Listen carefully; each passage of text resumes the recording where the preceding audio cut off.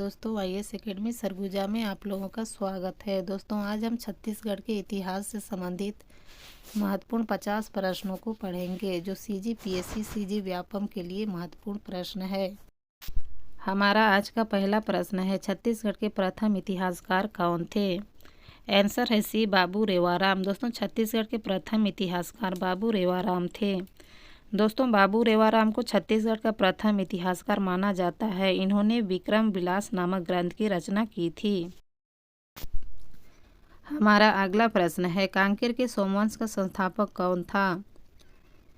Answer है B, Singhraj. दोस्तों, कांकेर के सोमवंश के संस्थापक सिंहराज थे। दोस्तों, कांकेर के सोमवंश के संस्थापक सिंहराज को माना जाता है। हमारा अगला प्रश्न है, महाशिवगुप्त के समकालीन कौन थे? आंसर है ए, हर्षगुप्त। दोस्तों, महाशिवगुप्त के समकालीन हर्षगुप्त थे। दोस्तों, पांडुवंशी शासक महाशिवगुप्त, नल वंशीय शासक विलासतुंग, कनौज के शासक हर्षवर्धन एवं चालुक्य के शासक पुलकेशिन द्वितीय के समकालीन था।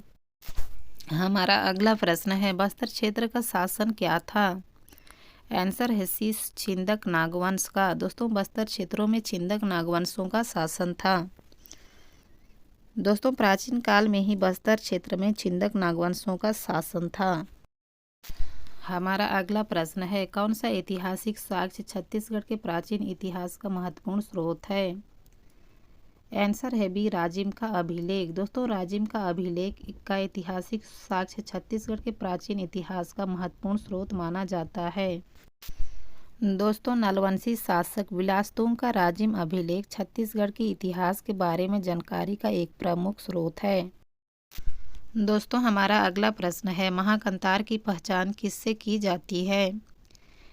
आंसर है बी, बस्तर सिहावा का जंगली प्रदेश। दोस्तों, महाकंतार की पहचान बस्तर सिहावा का जंगली प्रदेश से की जाती है। दोस्तों, बस्तर क्षेत्रों को प्राचीन काल में चक्रकोट, महाकंतार, एकांतार, भ्रमरकोट आदि नामों से जाना जाता था। हमारा अगला प्रश्न है, बस्तर स्थित चक्रकोट निम्न में से किस वंश की राजधानी थी? आंसर है सी, छिंदक नागवंशी। दोस्तों, बस्तर स्थित चक्रकोट छिंदक नागवंशी की राजधानी हुआ करती थी। दोस्तों, बस्तर क्षेत्र में 10वीं शताब्दी से लेकर 14वीं शताब्दी तक छिंदक नागवंशियों का शासन था। हमारा अगला प्रश्न है, बस्तर के कोरापुट के नागवंशी राजा का अंत किसने किया था? आंसर है ए, काकतियों ने। दोस्तों, बस्तर के कोरापुट के नागवंशी राजाओं का अंत काकतियों ने किया था। दोस्तों, बस्तर के छिंदक नागवंश का अंतिम शासक हरिश्चंद्र देव था, जिससे 1313 ईस्वी में वारंगल के काकतीय शासक अन्ना देव से पराजित कर बस्तर में एक वंश की स्थापना की थी। दोस्तों, हमारा अगला प्रश्न है, बस्तर की कौन महारानी छत्तीसगढ़ की प्रथम एवं एकमात्र महिला शासिका थे? आंसर है डी, प्रफुल्ल कुमारी देवी। दोस्तों, छत्तीसगढ़ की प्रथम एकमात्र महिला शासिका प्रफुल्ल कुमारी देवी थी। दोस्तों, बस्तर नरेश रुद्रप्रयाग देव की मृत्यु के बाद उसकी पुत्री प्रफुल्ल कुमारी देवी शासिका बनी थी, जो छत्तीसगढ़ की एकमात्र महिला शासिका रही थी। दोस्तों, हमारा अगला प्रश्न है, महारानी व वर्षा द्वारा स्थापित सिरपुर के विष्णु मंदिर लक्ष्मण मंदिर की प्रशासित रचना की थी? आंसर है डी, कवि ईशान ने। दोस्तों, महारानी वर्षा द्वारा स्थापित सिरपुर के विष्णु मंदिर एवं लक्ष्मण मंदिर की प्रशासित रचना कवि ईशान ने किए थे। दोस्तों, कवि ईशान पांडु वंश का राजा कवि था, जिसने महारानी वर्षा के द्वारा स्थापित सिरपुर के विष्णु मंदिर की प्रशासित रचना की थी।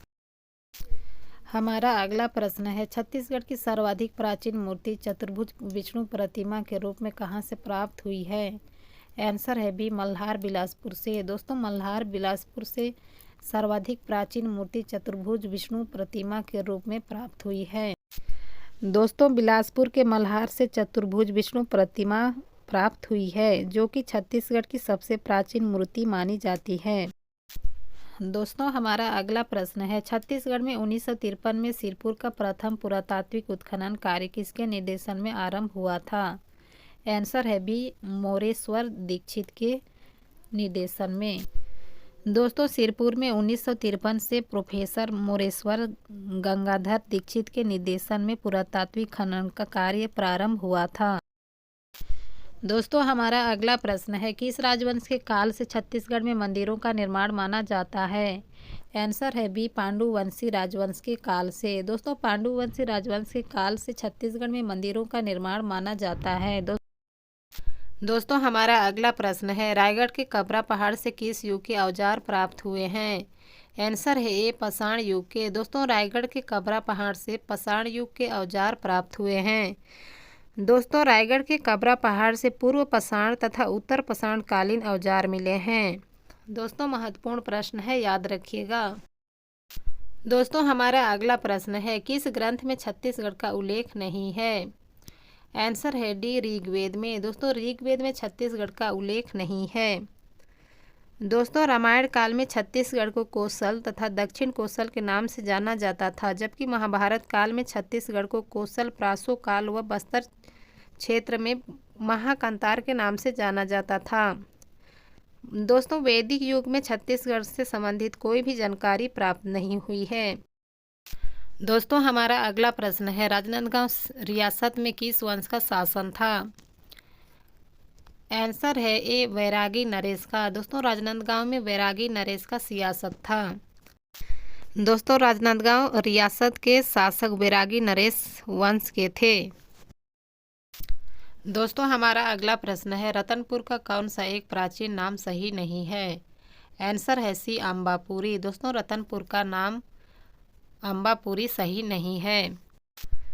दोस्तों रतनपुर को अलग अलग युगों में अलग अलग नामों से जाना गया है, जिसके क्रमशः मणिपुर, मणिकपुर, हीरापुर तथा रतनपुर नाम शामिल हैं। इसे चतुर्युगी पुरी तथा कुबेरपुर भी कहा गया है।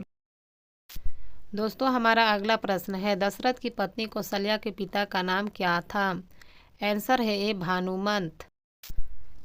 दोस्तों दक्षिण कोसल के शासक भानुमंत की पुत्री का नाम कौशल्या था, जिसका विवाह अयोध्या के राजा दशरथ के साथ हुआ था। दोस्तों हमारा अगला प्रश्न है, विश्व की प्राचीनतम नाट्यशाला का निर्माण किस राज्य के राजा द्वारा किया गया था? आंसर है सी, महेशपुर के राजा के द्वारा। दोस्तों विश्व की प्राचीनतम नाट्यशाला का निर्माण महेशपुर के राजा द्वारा किया गया था। दोस्तों सरगुजा जिले के रामगढ़ या रामगिरी पहाड़ी में स्थित सीता बेंगरा गुफा से एक नाट्यशाला प्राप्त हुई है, जिसे विश्व की प्राचीनतम नाट्यशाला मानी जाती है। दोस्तों हमारा अगला प्रश्न है, सातवाहन नरेश आपिलक की एकमात्र मुद्रा किस स्थान से प्राप्त हुई है? आंसर है ए, बालपुर से। दोस्तों सातवाहन नरेश आपिलक की एकमात्र मुद्रा बालपुर से प्राप्त हुई है। दोस्तों हमारा अगला प्रश्न है, प्रागैतिहासिक से लेकर ऐतिहासिक काल तक के चित्रित शैलाश्रय कहाँ है? आंसर है ए, सिंघनपुर रायगढ़ से। दोस्तों छत्तीसगढ़ की प्राचीनतम शैलाश्रय सिंघनपुर रायगढ़ जिले में स्थित है। यहाँ प्रागैतिहासिक काल से लेकर ऐतिहासिक काल तक के शैलचित्र प्राप्त हुए हैं।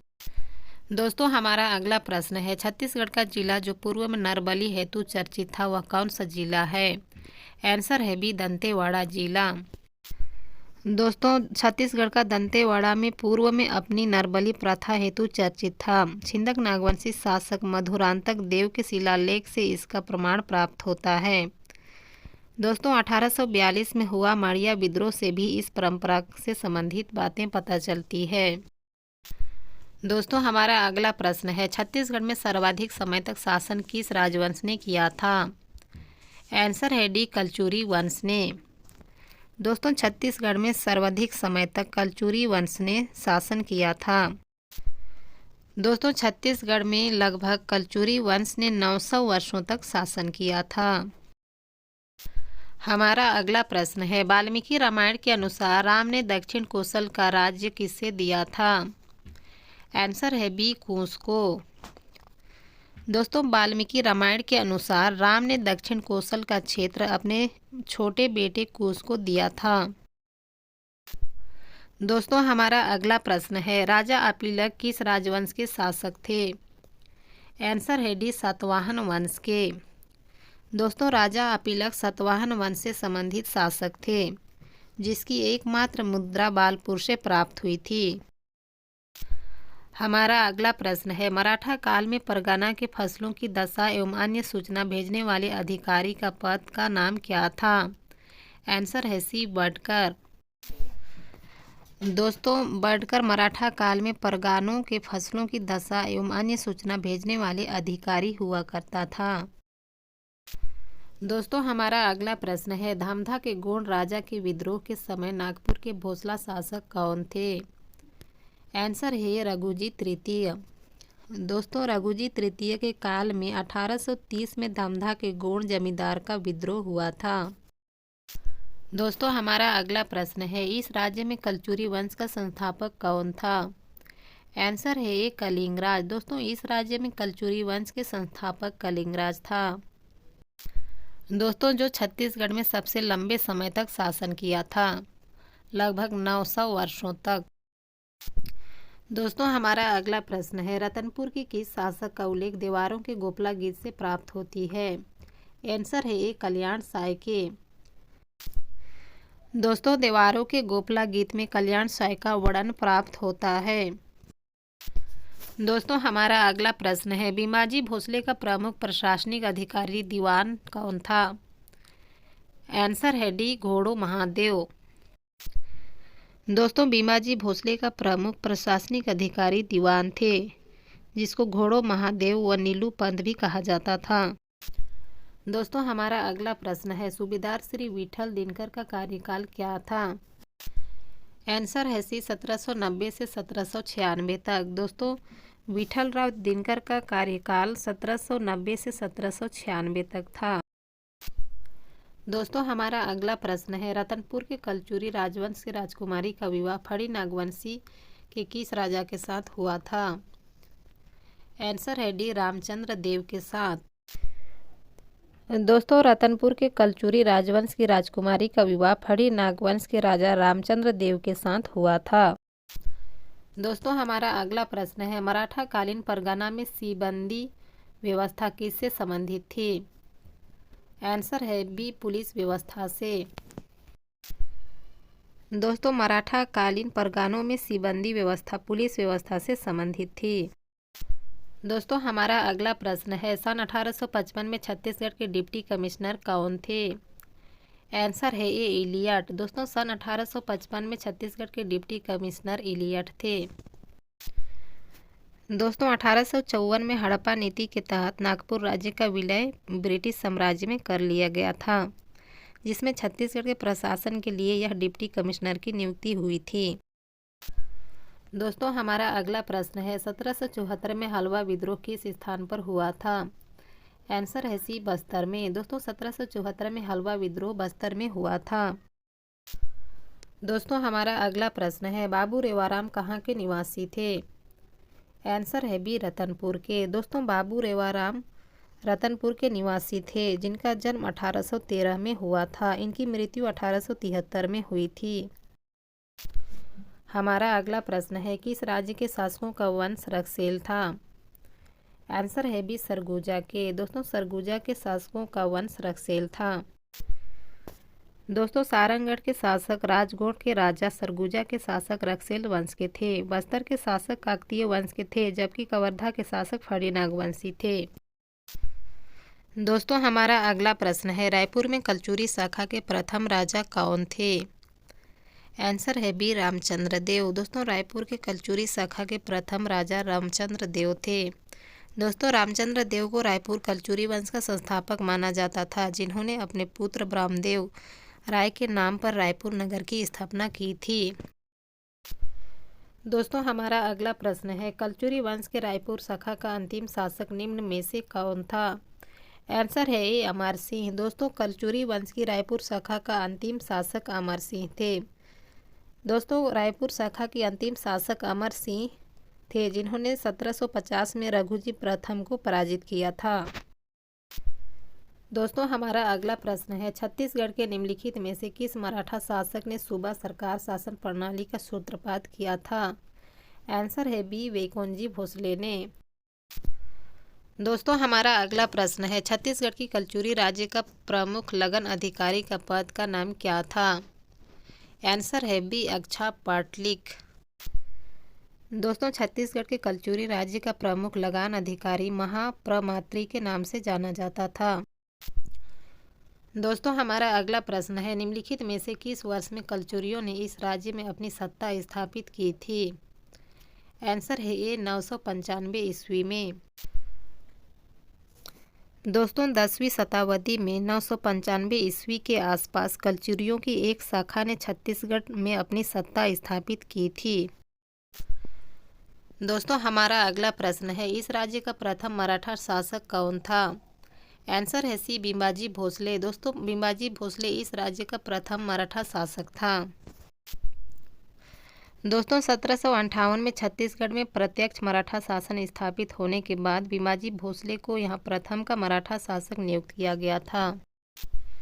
दोस्तों हमारा अगला प्रश्न है, लेखक बाबू रेवाराम इस राज्य के किस काल से संबंधित है? आंसर है डी मराठा काल से। दोस्तों लेखक बाबू रेवाराम मराठा काल से संबंधित हैं। दोस्तों छत्तीसगढ़ के कवि तथा इतिहासकार बाबू रेवाराम का जन्म 1813 में रतनपुर में हुआ था, जो मराठा काल से संबंधित है। दोस्तों हमारा अगला प्रश्न है, इस राज्य में कलचुरियों की प्रथम राजधानी निम्न में से कौन सी थी? आंसर है ए तुमाड़। दोस्तों छत्तीसगढ़ में कलचुरी वंश के संस्थापक कलिंगराज ने तुमाड़ को अपनी प्रारंभिक राजधानी बनाई थी। दोस्तों हमारा अगला प्रश्न है, कलचुरी वंश के इनमें से किस राजा ने बस्तर के नागवंशीय शासक सोमेश्वर को पराजित किया था? आंसर है जाजलदेव प्रथम ने। दोस्तों कलचुरी वंश के शक्तिशाली शासक जाजलदेव प्रथम ने छिंदक नागवंशी शासक सोमेश्वर देव को पराजित किया था और उसकी राजधानी को नष्ट कर दिया था। दोस्तों हमारा अगला प्रश्न है, निम्नलिखित में से किस मराठा सूबेदार ने इस राज्य में परगना पद्धति आरंभ की थी? आंसर है सी सोमेश्वर ने। दोस्तों छत्तीसगढ़ में नियुक्त दूसरे मराठा सूबेदार विठलराव दिनकर को छत्तीसगढ़ क्षेत्र में परगना पद्धति का सूत्रधार माना जाता है। दोस्तों हमारा अगला प्रश्न है, किस कलचुरी शासक ने बादल महल बनाया था? आंसर है सी राजा जयसिंह देव ने। दोस्तों कलचुरी शासक राजा जयसिंह देव ने बादल महल का निर्माण कराया था। दोस्तों हमारा अगला प्रश्न है, छत्तीसगढ़ के किस मराठा शासक ने सूबा व्यवस्था प्रारंभ की थी? आंसर है सी वेकोंजी भोसले ने। दोस्तों छत्तीसगढ़ के मराठा शासक वेकोंजी भोसले ने सूबा व्यवस्था प्रारंभ की थी। हमारा अगला प्रश्न है, छत्तीसगढ़ के रतनपुर राज्य पर आक्रमण करने वाला मराठा सेनापति निम्न में से कौन था? आंसर है बी भास्कर पंत। हमारा अगला प्रश्न है, निम्न में से किस यूरोपीय यात्री ने मराठा शासन काल में छत्तीसगढ़ क्षेत्र का भ्रमण किया था? आंसर है सी कोलब्रुक ने। दोस्तों कोलब्रुक ने मराठा शासन काल में छत्तीसगढ़ क्षेत्र का भ्रमण किया था। दोस्तों आज का बस यहीं तक। वीडियो पसंद आए तो लाइक शेयर सब्सक्राइब कमेंट जरूर करें।